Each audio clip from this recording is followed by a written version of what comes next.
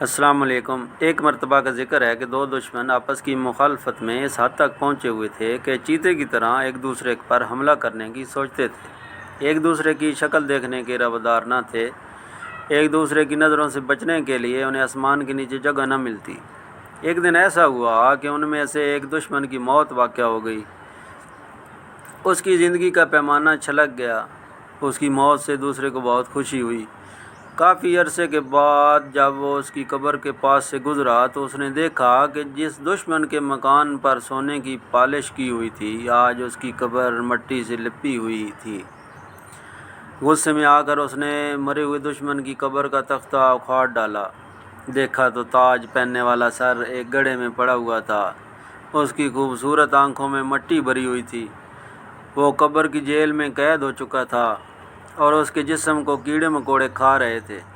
اس کا موٹا تازہ جسم پہلی رات کی چاند کی طرح دبلا ہو چکا تھا اور اس کا سر و قد تنکے کی طرح باریک ہو گیا تھا۔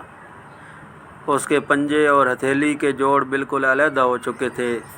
یہ حالت زار دیکھ کر اس کا دل بھر آیا اور وہ اتنا رویا کہ اس کے رونے سے قبر کی مٹی تر ہو گئی۔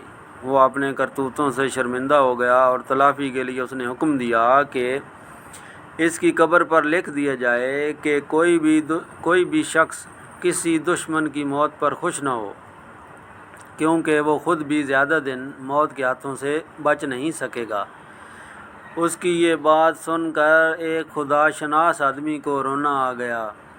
کہنے لگا، اے قادر مطلق خدا، اگر تو نے اس کی بخشش نہ کی جس کی حالت زار پر دشمن بھی رو پڑا تو تیری رحمت پر بڑا تعجب ہوگا۔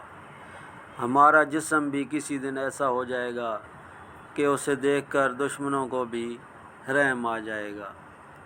تلقین۔ اس حکایت میں شیخ سعدی رحمۃ اللہ علیہ نے بتایا ہے کہ زندگی صرف 2 دن کی ہے، کوئی نہیں جانتا موت کب آ جائے۔